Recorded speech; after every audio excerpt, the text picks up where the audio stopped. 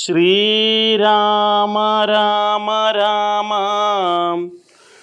ശ്രീരാമചന്ദ്ര ജയ ശ്രീരാമ രാമ രാമ ശ്രീരാമഭദ്ര ജയ.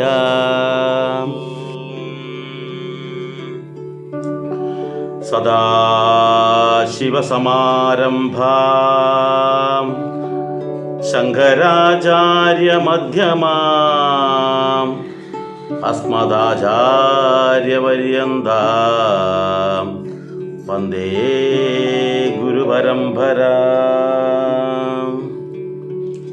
പ്രിയ കുടുംബാംഗങ്ങളെ, ഈ കാലയളവിൽ അല്ലെങ്കിൽ ഒരു വർഷത്തിൽ കേരളത്തിൽ നടക്കുന്ന ഹൈന്ദവർക്കിടയിലുള്ള ആചരണങ്ങളുണ്ട്. മാസങ്ങളിൽ നടക്കുന്ന ഓരോ ആചരണം. അപ്പോൾ ഈ ആചരണത്തിൽ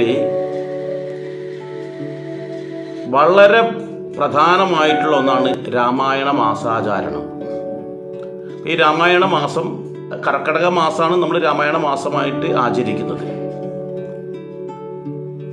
ഈ രാമായണ മാസാചാരണം കൂടാതെ തന്നെ ഹൈന്ദവ ഗൃഹങ്ങളിൽ പല വീടുകളിലും രാമായണ ശീലുകൾ എല്ലാ ദിവസങ്ങളിലും ഉയരാറുണ്ട്.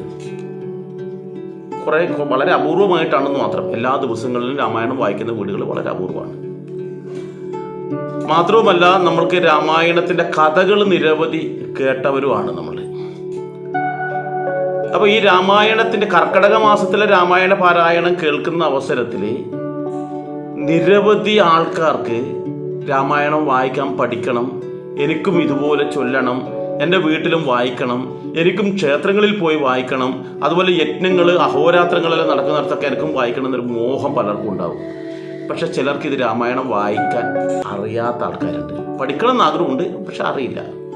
അപ്പോൾ അതിന് വേണ്ടിയിട്ട് ആധ്യാത്മികം വാട്സപ്പ് കൂട്ടായ്മയിൽ ഞാൻ തന്നെ രാമായണ പഠനത്തിൻ്റെ ഒരു സൗകര്യം ഒരുക്കിയിട്ടുണ്ട്. താല്പര്യമുള്ള ആൾക്കാർക്ക് വാട്സപ്പ് നമ്പറിലൂടെ, എൻ്റെ ഇവിടെ ഇടുന്ന വാട്സപ്പ് നമ്പറിലൂടെ ബന്ധപ്പെട്ട് കഴിഞ്ഞാൽ ആ ഗ്രൂപ്പിൽ ചേർക്കാൻ രാമായണം നിങ്ങൾക്ക് പഠിക്കാനുള്ള സൗകര്യം ഉണ്ടാകും. അതല്ല ഞാൻ പറഞ്ഞു വരുന്നത്. ഞാൻ പറഞ്ഞു വരുന്ന കാര്യം എന്താണെന്ന് വെച്ചാൽ, നമ്മൾക്ക് വീട്ടിൽ നിന്ന് രാമായണം വായിക്കാൻ താല്പര്യമുണ്ട്, അല്ലെങ്കിൽ രാമായണം വായിച്ചു വരുന്നവരാണ്, കൃത്യമായിട്ട് അറിയില്ല പല കാര്യങ്ങളും.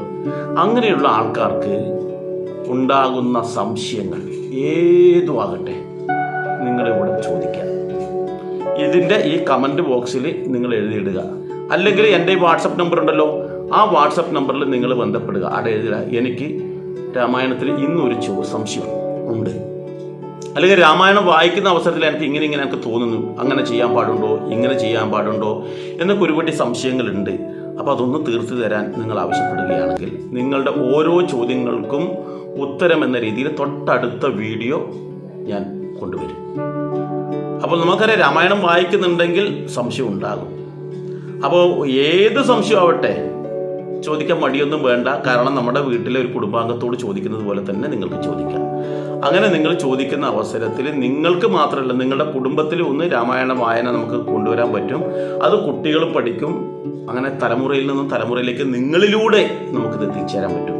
അപ്പോൾ രാമായണം എനിക്ക് വായിക്കാൻ പാടുണ്ടോ, എല്ലാവർക്കും വായിക്കാൻ പാടുണ്ടോ, അല്ലെങ്കിൽ മറ്റേതെങ്കിലും സമയത്ത് വായിക്കാൻ പാടുണ്ടോ, അങ്ങനെ ഒരുപാട് ഇതുണ്ട്. അക്ഷരത്തെറ്റില്ലാണ്ട് വായിക്കാൻ പാടുണ്ടോ, ഇങ്ങനെ നിരവധി ചോദ്യങ്ങൾ വരാം. പൊലപാലായ്മയുള്ളപ്പോൾ, ആർത്തവമുള്ളപ്പോൾ തുടങ്ങിയിട്ട് നിരവധി ചോദ്യങ്ങൾ ഉണ്ടാവാം. അപ്പോൾ വായിക്കുന്ന പുസ്തകത്തിൽ നോക്കിക്കഴിഞ്ഞാലോ അതിലും ഉണ്ടാകും നിരവധി ചോദ്യം. രാമായണം വായിക്കുന്ന അവസരത്തിൽ എനിക്ക് ഇങ്ങനൊരു സംശയം ഉണ്ടായി, ശ്രീരാമനെ പറ്റി ഇങ്ങനൊരു സംശയമുണ്ടായി, സീതാദേവിയെ പറ്റി സംശയമുണ്ടായി. അങ്ങനെ എന്തൊക്കെ സംശയമാണോ രാമായണവുമായിട്ട് നിങ്ങൾക്ക് ഉണ്ടാകുന്നത്, ആ ചോദ്യങ്ങൾ നിങ്ങൾ ഇതിൻ്റെ കമൻറ്റ് ബോക്സിൽ തന്നെ രേഖപ്പെടുത്തുക. കമൻറ്റ് ബോക്സിൽ രേഖപ്പെടുത്താൻ അറിയാത്ത ആൾക്കാർക്ക് എൻ്റെ വാട്സപ്പ് നമ്പറാണ് താഴെ എഴുതിയിടുന്നത്. ആ വാട്സപ്പ് നമ്പറിലൂടെ നിങ്ങൾ ബന്ധപ്പെടുക. എനിക്ക് ഇങ്ങനൊരു സംശയമുണ്ട്, ഒന്ന് തീർത്ത് തരണം. പക്ഷേ വേറൊരു കാര്യം വെച്ചാൽ, ആരെഴുതിയിടുമ്പോഴും അവരുടെ ഇത്, കാരണം ചിലപ്പോൾ നേരിട്ട് വിളിച്ച് പറയേണ്ടി വരും. അവരുടെ ഫോൺ നമ്പർ അല്ലെങ്കിൽ മറ്റെന്തെങ്കിലും തരത്തിൽ ബന്ധപ്പെടാനുള്ള കാര്യങ്ങൾ എഴുതിയിടുക. അപ്പോൾ ഞാൻ പരമാവധി നിങ്ങളെ തന്നെ നേരിട്ട് വിളിച്ചിട്ട് ഈ കാര്യങ്ങൾ ചോദിക്കും. അപ്പം താല്പര്യമുള്ള ആൾക്കാർക്ക് ഈ ഒരു സംരംഭം, ഞാൻ ഈ സംരംഭം ചോദിക്കാൻ കാരണം എന്താണെന്ന് വെച്ചാൽ, ചിലപ്പോൾ നിങ്ങളുടെ മനസ്സിലുണ്ടാകുന്ന ചോദ്യങ്ങൾ ആയിരക്കണക്കിന് ആൾക്കാരുടെ മനസ്സിലുണ്ടാകുന്നതായിരിക്കും. അപ്പോൾ അവർക്കൊക്കെ ചോദിക്കാൻ ചിലപ്പോൾ ഇത് കണ്ടിട്ടുണ്ടാവില്ല, അവർക്ക് ചോദിക്കാൻ മടിയുണ്ടാവും. നിങ്ങൾ ആ ചോദ്യം ചോദിക്കുമ്പോൾ അതിൻ്റെ ഉത്തരം പറയുമ്പോൾ നിരവധി സജ്ജനങ്ങളിലേക്ക് അതിൻ്റെ ഉത്തരം ലഭിക്കും. അങ്ങനെ കുറേ ആൾക്കാർക്ക് അതിൻ്റെ ഗുണം ലഭിക്കും എന്നുള്ളത് കൊണ്ടാണ് ഇത്തരത്തിലൊരു വീഡിയോ ആയിട്ട് ഞാനിപ്പോൾ വന്നിട്ടുള്ളത്. അതുകൊണ്ട് മറക്കരുത്, നിങ്ങളെല്ലാവരും നിങ്ങളുടെ മനസ്സിലുള്ള എന്ത് സംശയം ഉണ്ടെങ്കിലും ചോദിക്കുക. പിന്നെ ഒരു കാര്യം കൂടിയുണ്ട്, അടുത്ത വീഡിയോ ഇതിൻ്റെ ഉത്തരമായിട്ടാണ് അടുത്ത വീഡിയോ വരുന്നത്. അപ്പോൾ ആ വീഡിയോ നിങ്ങൾക്ക് ലഭിക്കണമെന്നുണ്ട്, ആദ്യമായിട്ടാണ് ഈ വീഡിയോ കാണുന്നത് എന്നെങ്കിൽ ആ വീഡിയോ നിങ്ങൾക്ക് ലഭിക്കണമെന്നുണ്ടെങ്കിൽ ദയവായിട്ട് ഈ ചാനൽ നിങ്ങളൊന്ന് സബ്സ്ക്രൈബ് ചെയ്യുക.